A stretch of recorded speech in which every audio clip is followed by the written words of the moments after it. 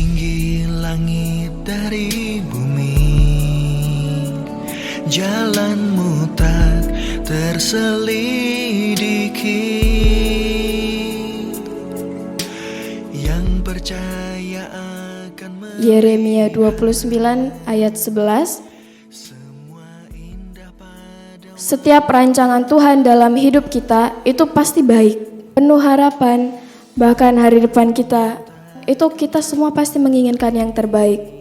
Tetapi terkadang kita ketika dihadapkan dengan cobaan, dengan hal-hal yang membuat kita goyah akan rancangan-rancangan Tuhan, itu yang membuat kuasa Tuhan tidak bisa terjadi dalam hidup kita.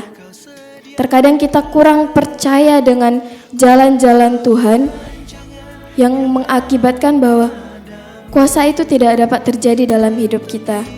Kita semua tahu bahwa ketika kita percaya dengan semua yang terjadi dalam hidup kita yang ujungnya baik, maka Tuhan akan memberikan hari depan yang terbaik. Ketika kita melihat dari sisi pandang Tuhan, setiap rancangan-rancangan yang Tuhan berikan, itu semuanya pasti ujungnya baik. Dan keraguan itu terkadang membuat kita tidak bisa melihat bahwa ternyata yang terjadi itu tidak sepenuhnya jelek. Keraguan kita yang perlu kita atasi, ketidakpercayaan kita yang harus kita kurangi, bahkan kita harus sepenuhnya percaya bahwa semua yang terjadi dalam hidup kita itu baik.